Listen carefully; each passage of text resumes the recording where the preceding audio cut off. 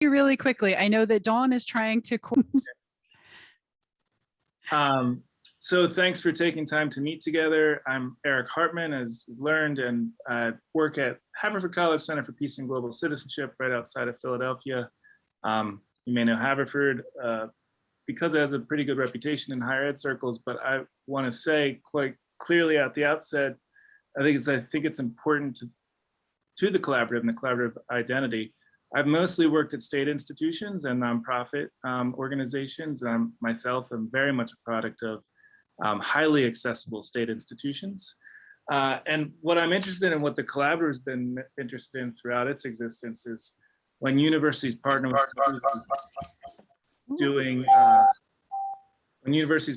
communities doing community-led work, how do we do that responsibly? How do we do that well? So the collaborative itself comes from kind of two moments that happened close to one another in proximity about a decade ago. One was Washington University in St. Louis and Duke had some administrators who noticed that they were having many students go out in the world to do various things, and that there wasn't sufficient literature, they thought, on how to do that well and carefully, and the warnings to look out for. And they started organizing a series of convenings that I was soon involved with, because at the same time, I had been doing my dissertation work. My dissertation's really on how these kinds of, and then my book, how these kinds of partnerships and programs do actually advance deep student learning, which of course is challenging to track, and also do actually only don't harm, but ultimately should be advancing community-led outputs of importance. So I actually had been doing some work bringing the literatures from the international global development, global health sector, which was pretty isolated from the international education sector, which was pretty isolated from the civic education sector. And I've been kind of pulling those together. Richard Kiley, who's at Cornell, was a collaborator early on. I always joke and remember, I don't want to be ageist. Richard's a bit older than me. This is kind of important because it's how he operated, not that everyone would. And he would hand out these packets of paper, literature review, or like PDFs to people. I said, Richard, we got the internet. We can bring these literatures together. So that was the birth of the kind of website resource, same time that WashU and Duke were doing their things. And we started to get together, and then really at Northwestern, when they hosted the WashU Duke thing in its second iteration, there was a consciousness of creating a community of practice and a community of institutions, nonprofits, individuals that are dedicated to, now our mission is advancing ethical, critical, aspirationally decolonial community-based learning and research for more just, inclusive, sustainable communities. And that for more just, inclusive, sustainable, I think is a really important piece of what sets us all apart in the higher education landscape, which is often rightfully concerned with process in a lot of ways. And what we're recognizing is that institutions are civil society networks, they're collections of resources, people doing insightful work, and when community-led, that can lead to outcomes that might serve us all better in the worlds, which we're very conscious about polyvocality, the worlds that we need to build and be building for more just, inclusive, sustainable spaces. So that's where we started from. And a lot of that is community of practice and the gathering of resources and the conferences and convenings and getting together the deep thinkers in the space. And then we started to do a couple of different things we recognize now as some of our outputs. I'm actually going to share my screen here for a second. So I shared a bit about mission, and we are primarily higher education, though we do have nonprofit members. And one thing we continuously work on is how do we position in ways that are, again, polyvocal, meaning so many different things, but thinking about the practitioners working in communities. And while they may not necessarily always want to be part of higher ed conferences, how do we build gatherings where we're learning from and with continuously? So that's a great example of one of the spaces earlier on. We have member institutions And early on, the members were those institutions that were hosting those conferences, and Cornell's been a member for many years, but so has East Carolina, Quinnipiac, Dayton, lots of places where people are just diving in. Elon and Dayton are great places of where people are diving into what do high impact practices mean in relation to impact type missions. So those are institutional level joiners. And then oftentimes centers or offices that are really serious about this work will join as well. But what we then do with our funding is diversify the conversation and produce resources that are hopefully advancing our mission. So we worked together to build a toolkit when the pandemic took hold. On a practical level, two things, and I'm going to try not to go on too long here, but I know you're at WPI, which I have great respect for, and I hope you share my frustration at the pandemic moment when all these really intelligent people were saying we just never could have seen that coming. Global health, George W. Bush, Bill Gates, the Pentagon, the awareness of the interconnectedness of the world was already there in so many different ways. And so what was preventing us from seeing that? And that's true of global health, it's true of climate, and it's true of racial injustice, right? We're interconnected geographically and historically. Why aren't people seeing that well enough? We built this global solidarity local actions toolkit to respond to the moment of, and I'm not gonna, if I'll share it in the chat later, if it's not there already, but to respond to the moment of institutions needing online accessible resources to orient people to civic and global learning. And also because missionally, we're trying to figure out how do we get the message of interconnectedness across better. And so we drew in a lot of great scholars, Ananya Roy or Kwame Anthony Appiah or James Baldwin, but just lots of great scholars in ways that are hopefully attractive to get people to dive into that and spread that mission. So about 30 institutions contributed to that, and now many more are using it. We also, some are in classes, some are in co-curricular resources, but we're mobilizing a kind of orientation of thinking about interdependence and responsibility. We have the Global Engagement Survey, which grew out of a moment when some institutions that were relatively smaller said to, this is early on, so quite literally said to Duke University, you all have institutional researchers on your staff for your center or program, but what do we do? Couldn't we coordinate on this? So we have built out of the AAC&U framework of civic and global learning and critical reflection, multi-institutional research that's involved 30 different institutions and many more programs, really looking at these critical questions of how does student identity relate to program factors, domestic, can you have the same kind of growth from domestic or international? How long does immersion have to be? Does it, et cetera, et cetera? What does course linkages mean? And then we also, in community practice literature, there's this term when something becomes a kind of a backbone document, it's an artifact.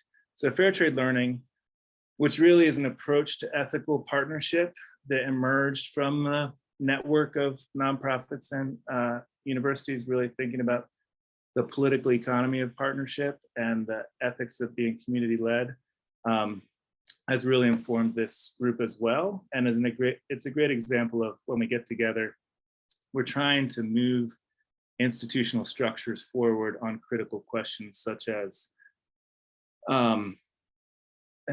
how to do partnerships when students can't travel, right? And showing examples across different frameworks so that people on campuses, often if they can point and say, well, Georgetown did this way, then it gives them more strength where they are.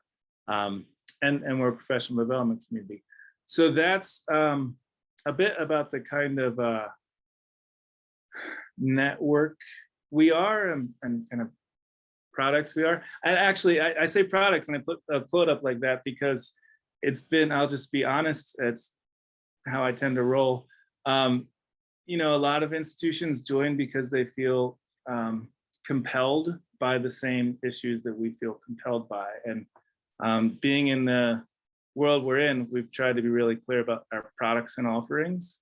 And, you know, there are institutions that join strictly for the global engagement survey or strictly for something else, but mostly it's about the movement. The movement's what people really refer to repeatedly, which again, I'm not an expert on WPI, but Sarah just presented to the collaborative the other day, and if I wasn't already interested in what you all do, I was like fully converted. So thanks for taking some time to chat, and curious where conversation will go. All right. Thank you so much, Eric. I think that was a really nice snapshot of the many ways in which the collaborative has both field leading opportunities to generate scholarship, to create new artifacts, to do, I think, important partnerships and thinking in this realm, also to kind of push and nudge kind of our local areas around us forward.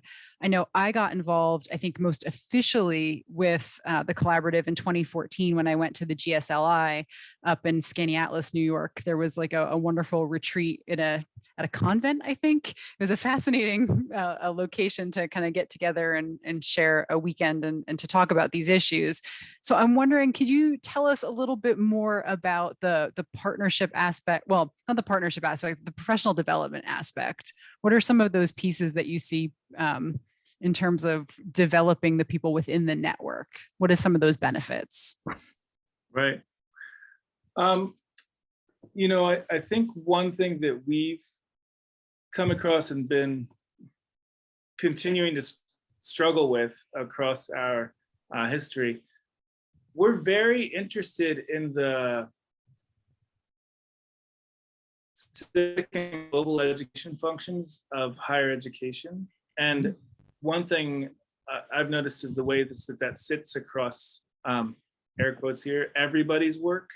And unlike so much of what higher education tends to do well, what higher education tends to do well is discipline knowledge and silo knowledge, and put in particular locations. So we bring people together around this process of how are we converting our practices and programs and policies toward, again, the common issues of just, inclusive, sustainable. So we'll have people who facilitate education abroad programming, thinking together with faculty. And an example of how that's important is one of the tenets of fair trade learning is thinking about recruitment materials as the first educational touch, right? So if we're trying to build institutions that are somehow decolonial, we have to make sure that our imagery going outward from the institution is never flatly patriarchal and colonial, which is actually incredibly difficult in the, you know, because we're formed by these worlds we've grown in. So when we have gatherings, and we do small gatherings of like online now, of course we've adapted as folks have, and we're getting ready to do another, interesting, you mentioned Skaneateles, Sarah, because getting ready to do another gathering with Cornell in May. We do in person, we do online, and they're open to people across disciplines and staff members, everybody doing the work. And I think unique, and community partners as well. So we often are scholarship and community partner participation in where it's desired. So it's really about the network doing the work and giving people space to work through the things we've identified as critical challenges together, as opposed to, I think, a lot of other associations are really about specific disciplinary or maybe very specific kinds of credentialing. Yep. All right. I have more questions, but I also want to make sure that folks have the opportunity. So I'll pause for a second and just kind of look through and see if things spring to mind.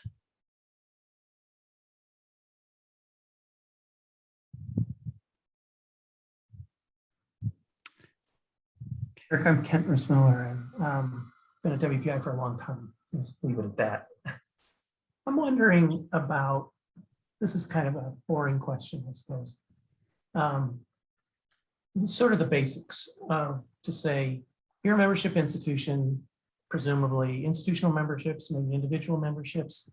What does that look like? How sort of large, I guess,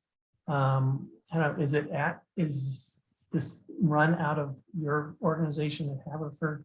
What are sort of the basics of the structure here? Right, that's great. So yes, it's an institution that's grown. I guess I've been the central node through it. And so when I was at Kansas State University, the Kansas State was the fiscal agent, and now I'm at Haverford College, and Haverford's the fiscal agent. We currently have about 16 member institutions. I mean, we're a small network in terms of that. We're, like a close community practice. And, quite frankly, the questions you're asking are the questions that we're trying to work through and think through. This is maybe a historical detail that I don't know if it's interesting or not, but we have had moments where we've thought about incorporating, and we've actually tried to stay away from that because of the ways that institutions become their own logics. So we've been trying to facilitate network growth that's again like multipolar, right? Rather than having a single, this is who we are, and then leaving higher ed to reform higher ed, which didn't, so how do we grow this thing that is across networks and diverse institutional types as well? Let me follow up by just saying, if I type in community-based global learning collaborative, I get all kinds of different websites from all different kinds of organizations. Is that because they're members of this, or is it because there's a real identity issue around what this phrase and who can use it or how it's used? Yeah, probably a little bit of both of those things. And actually one thing that so one answer that's strategic, another is organic growth and the challenges along with that. We've tried really hard not to become a space unto ourselves. So we kind of sat back and thought, like, from a strategic planning perspective, could we cozy up with, for example, the Forum on Education Abroad for a conference for a little while, Campus Compact for a conference, a global development conference, and not become like, this is the specialist field, but because, for example, we heard from Save the Children and the network that was doing anti-orphanage tourism work, we need to amplify responsible global engagement across higher ed. So how are we seeding that across many different networks? So we actually partner like crazy, which is an asset and can be a liability. And then, yeah, we've got sort of this overly common term, and I'm going to blame the pandemic a little bit, but we have to brand with some more clarity for sure. Yeah, I'm just thinking that, people wanted to locate you. The first one that came up was on a Campus Compact page, for example, and that wouldn't point me in particular. So I'm just trying to get a sense, and I understand we're talking about network here, not necessarily a limited liability corporation or something else. So, okay. Yeah, and Campus Compact was the host of the website for a really long time. And I think that that's something that we're moving away from to try. It was a great place to be parked and to have like the hits and the eyes on it. But now it needs to kind of be on its own. So work in progress.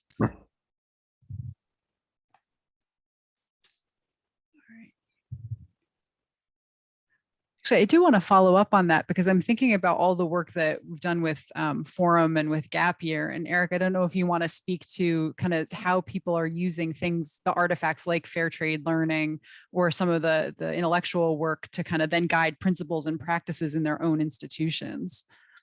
Right. Yeah, that's a interesting impact outcome. The Forum on Education Abroad has a set of standards they call their so the Forum on Education Abroad is a congressionally recognized standards setting organization, which you all may know, but I've learned a lot about this in recent years. And then, you get that status from Congress, and it carries meaning. So they, Yeah, we had a little connection with them for a long time. Their executive director came from WPI. Oh, right. Which one? Natalie Mello. Okay, fabulous. Right. Worked for us for, I don't know, 10 or 12 years before she went there. Right. It's in the loop with all that. Yeah.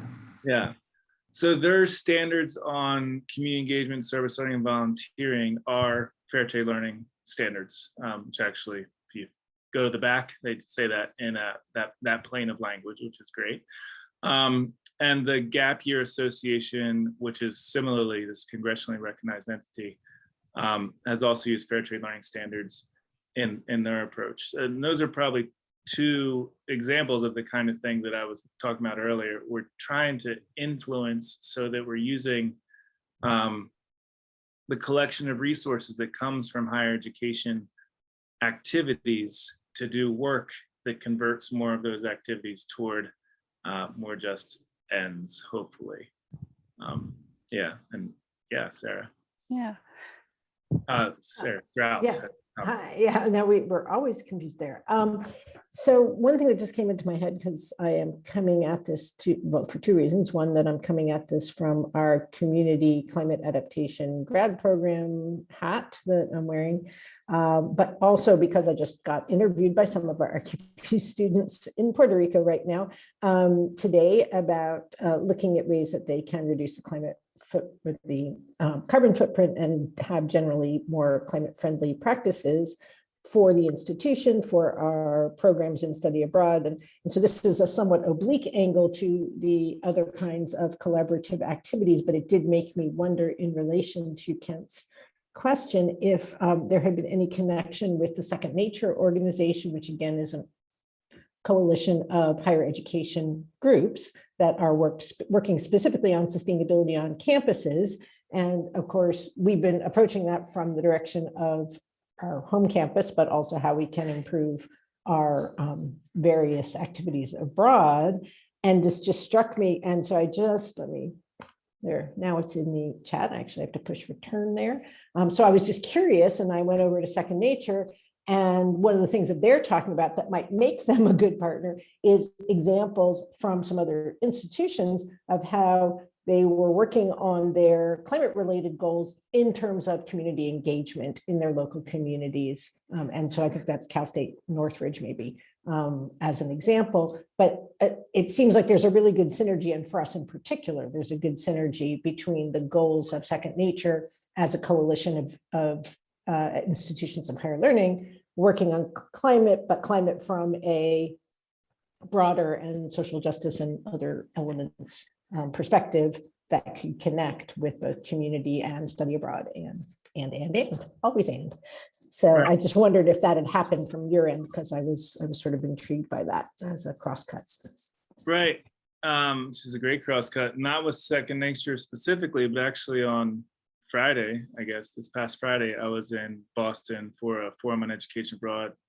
Gathering was on centering justice and faculty-led programs abroad. And the three presenters were me kind of representing the community engaged orientation, a sustainability educator, specifically worked with ASHE, that network, and then individual that does diversity, equity, inclusion work. And the theme here very much being these things can't be siloed and separable. They are interconnected, and how do we work through that? And I haven't had the moment to sort of write something up or finish reflecting, but I left that thinking about that's definitely a place the collaborative can grow. We name sustainability in our standards as part of fair trade learning, and also, there's, well, like much of the world, there's a lot more we can do. Took the train, for the record.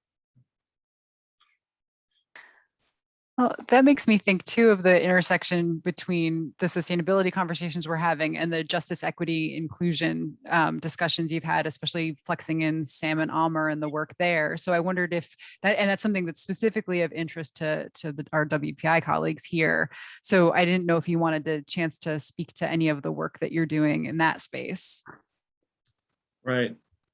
That's right. That was the group gathered there. So Amr Ahmed's the vice provost or he's a vice at University of Vermont now, with diversity, equity, inclusion in particular. Dickinson College really has been integrating the work across the sustainability, DEI, and community engagement and education abroad offices. And the forum being housed there, and it featured all of us together. It's one of these pieces where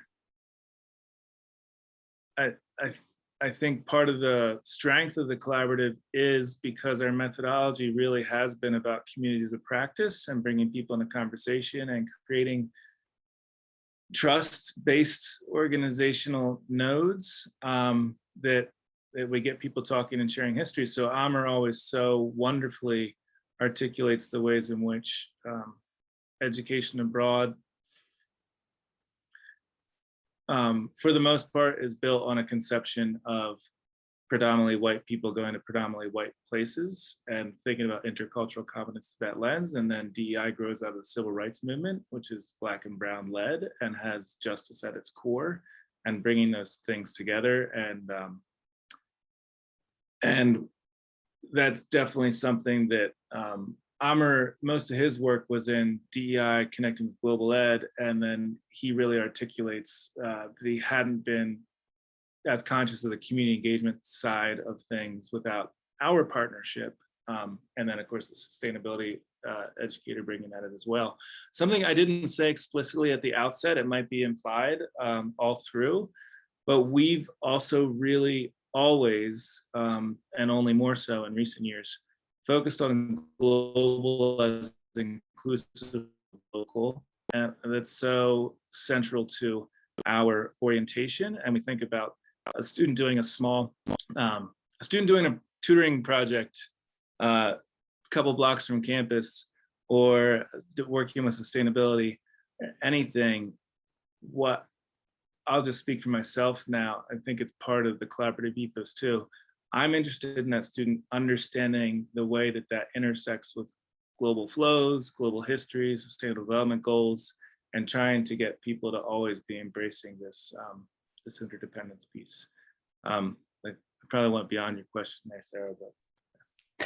No, I want people to get a sense of what the topics are that are kind of dominating the discussions that we have when we're at the collaborative and when we have these meetings. So we've got a variety of different spaces in terms of committees. We have action teams that are part of the collaborative. So, for instance, I'm on the knowledge mobilization action team.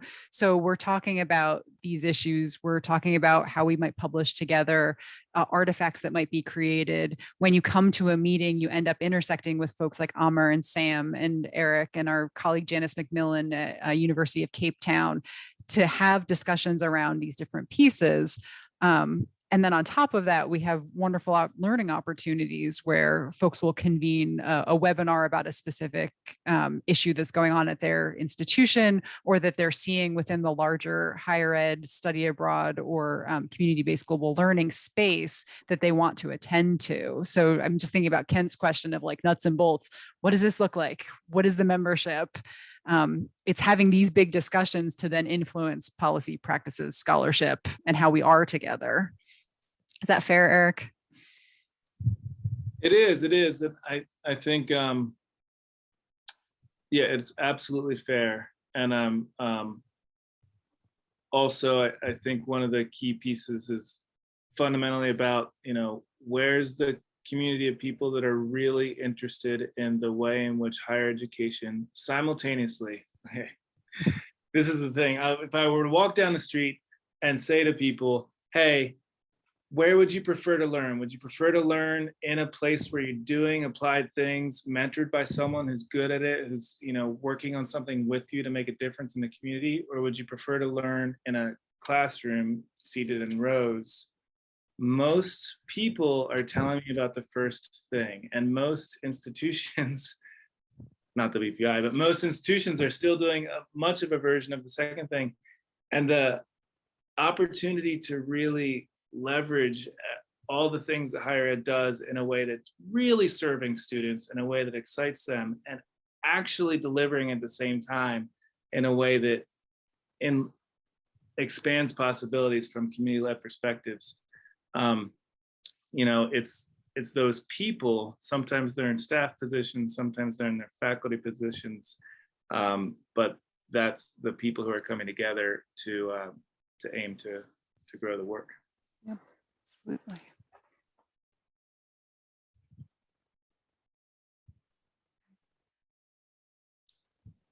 Do you have other questions? So what's next? What's on your agenda as it were, coming up in the next, whatever, 6 months or a year or something? Yeah. Getting a strategic plan for the next 5 years is high on the agenda. And we have a gathering at Cornell in May, and we'll have a couple of online gatherings as well. And then in a year from that time, so May of the following year, we have Dayton, University of Dayton. So University of Dayton, actually one thing I didn't say earlier, coming out of fair trade learning, we also have a set of commitments. You know, if institutions can commit to a set of values.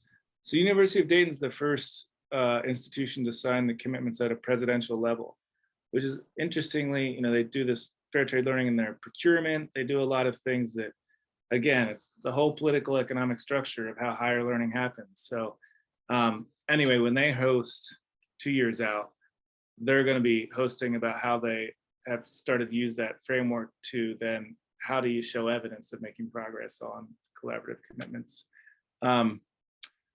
So there's a couple of things, and you know, other things will be interspersed, I'm sure. Actually, going back a couple of questions, I'm realizing I should share about this example of an article that came together. It was co-authored by many people that maybe signifies well how DEI and global development come together in our work. So it's a article called, the title starts Coloniality, Decoloniality, and Education Abroad. Goes on from there. I could find it and share it for sure. But it really looks at cultural wealth in students and how students from historically marginalized backgrounds, I mean, Yoso's theory of aspirational capital, linguistic capital, a lot of the resources students bring. The survey we've developed across many different institutions. We had an openness to diversity scale. So the survey's mixed methods, and it's, I would never put too much stock in simply student self-report, right? But when there's statistically meaningful differences across populations, it makes me curious. So white students start and stop global education programs with lower self-reported openness to diversity than Latinx or Black students, which lines up with Yoso's theory of community cultural wealth. And that suggests a set of questions for how people work to differently prepare students in different identity spaces, which the toolkit works to do some of that work as well.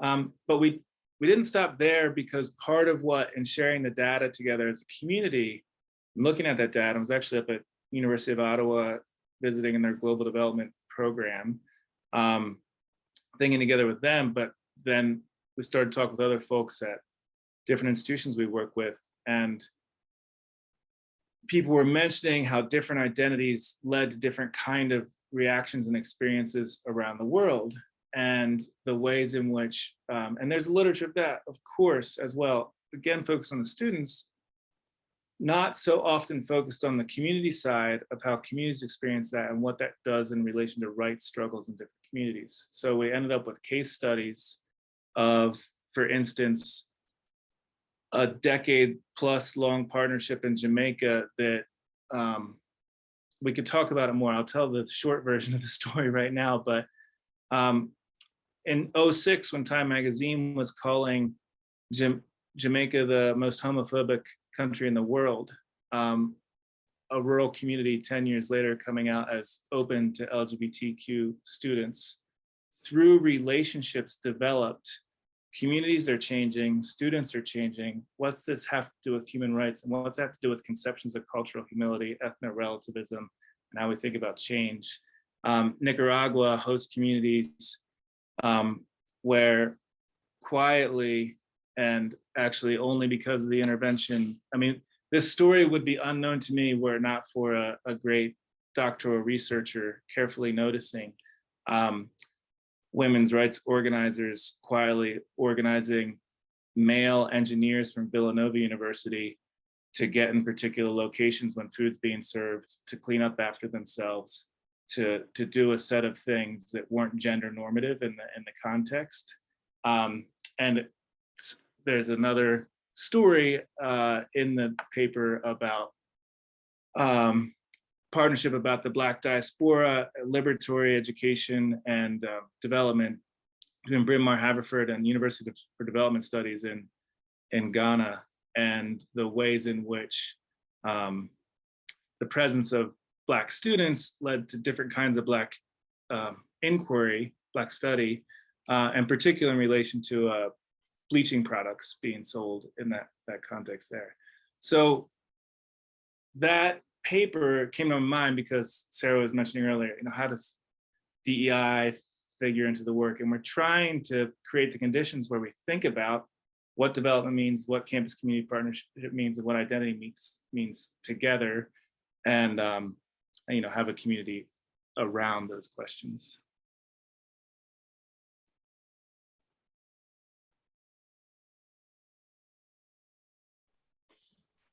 Eric, you keep kind of hovering around a question I've had since the beginning, and this brings it up again. But I'm just wondering, technically, what is the membership from global from universities elsewhere beyond North America? Is this but what does the membership look like, and what's the interaction between these different members?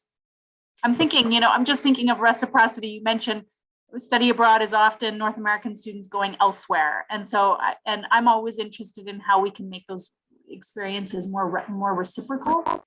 So. Right. Well, okay. So we absolutely have our eyes on that and absolutely don't have a kind of amazing solution to report on right now. We have worked regularly with a few international partners. Our membership is primarily US and is North American. Our membership is North American.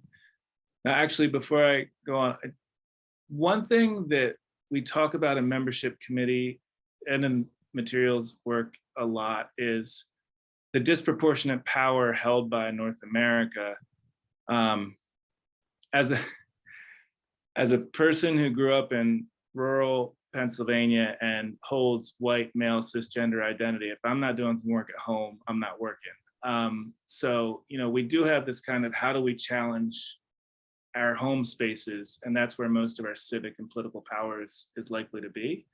At the same time, the essential piece that your question highlights is if we don't have narrative relationship and desire and asset-based relationship with partners internationally, we're not doing the international work. Though actually, back to the local global, we can definitely do a lot of global work from home. But so we have a membership structure that's based on things like institutional ranking, institutional size, amount of membership, where one sits in the HDI, the Human Development Index. So Cape Town is more affordable joiner than Cornell, but Cape Town's actually not more affordable than the Community College of Philadelphia, because we're trying to really understand how this works across different contexts. So a lot there, more we could do, certainly, and an active question for the DEI. We have a DEI committee that's constantly talking about the themes I brought up. Yeah. And we also have the international folks that we are partnered with have been calling for nodes in a way to have maybe like international chapters and convening, because we've also found that we've got the international partners that we have are stuck in and amazing, and also time zones and convening and all of those pieces have frustrated us a little bit too. But so we're trying to figure out what structures can adapt to do that better.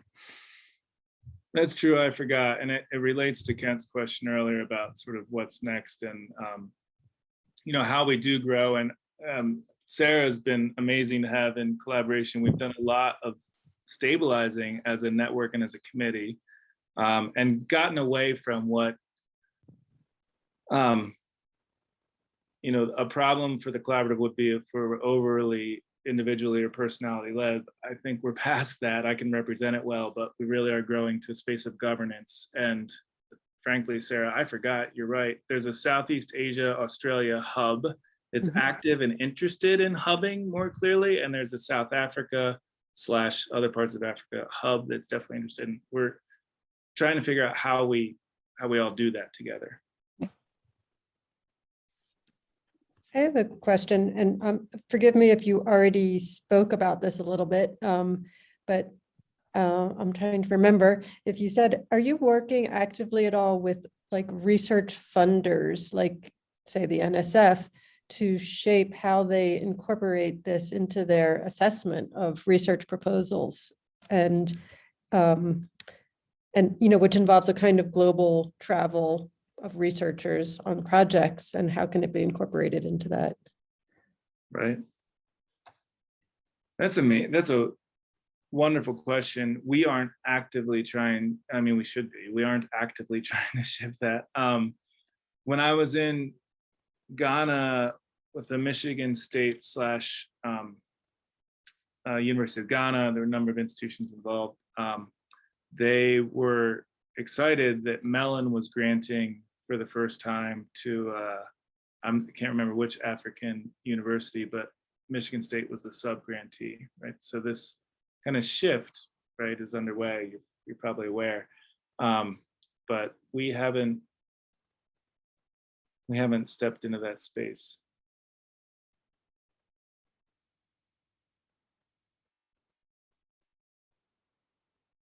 Is that a space that could be interesting to work with an institution that is primarily STEM and also really grounded in the same ethos? Could that be something that we partner on together in future? I don't know if that's an ignorant question, but maybe I'm wondering if that's something that's behind that question or not. Yeah, well, it's top of my head because I'm in the middle of writing 2 big grant applications, and in a way they're pushing, the big federal agencies are pushing for more social scientists to partner with STEM research projects to bring in equity and sustainability and other good things, diversity and justice. But it's not clear how they assess whether we're doing that or not, and who the assessors are and what kind of guidelines they might use. So I feel like they could benefit from some guidance in that area. Mm-hmm. That's great. And I didn't remember when you first brought up the topic, but Kendra Sharp, who now, I don't know her role, but she's in the DC granting space and in STEM. She was, again, a dean or something like that at Oregon State in engineering. And she led or was second on an article on fair trade learning as a method of thinking through engineering partnerships. And actually, really, Nora Reynolds has been a key collaborator, huge collaborator for many years with the collaborative, and has kind of led our work with engineers and engineering. There's certainly a node of activity around engineers using fair trade learning, and Kendra's part of that. Okay, thanks. Yeah, I just posted in the chat. It looks like she is now heading up the Office of International Science and Engineering at NSF. So there's some influence there. That's exciting. Yeah, and I mean, I had never. Thanks for that thought, because I hadn't, and Kendra's a great person and someone we could think with on that. Yeah, and in a way, we're kind of leaning on our the existence of our sort of project centers and our student travel to say that they will be the ones doing a lot of like community engaged research in a way, which is interesting. I mean, because the NSF kind of both wants us to train students and reach out to communities and have impact on stakeholders and bring in more equity and justice. So it's also like this convergence of the more pedagogical and student-oriented side with the kind of research side.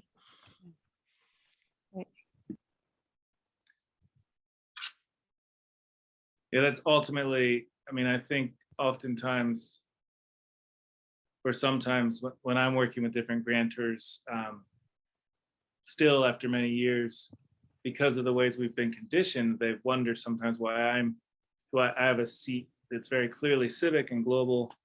I'm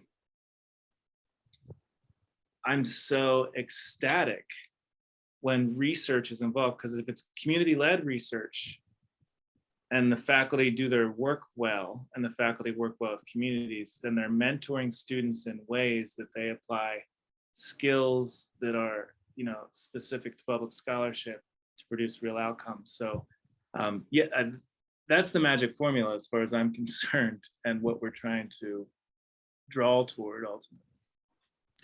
Yeah, and that's what we're, you know, hoping WPI means when it says we are trying to revolutionize STEM education. And what does revolutionizing STEM mean? And hopefully it's what you just said.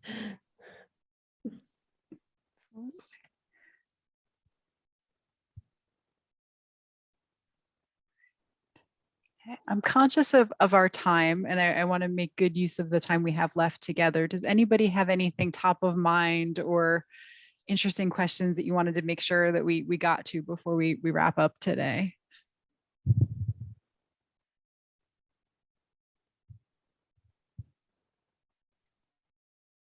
I have 3 daughters, so I just want to say hi, Laura, the person with the ears. Hi. She's changed her clothes 3 times in this call. Nice. So, but I do have to take her to swimming soon, so I'm gonna have to hop off. Yeah, thank you. This has been really interesting. I've been hearing bits and pieces from Sarah, and it's good to get a little more comprehensive view for me to start to stew on and think how we can connect. Yeah, thank you very much, Eric, for joining us. It was very interesting, and yeah, it's new to me, so I was very interested in hearing your piece, and thank you.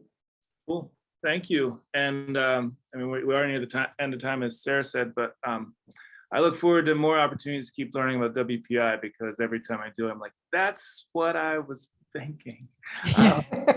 It's really such a wonderful orientation around what seem like shared values.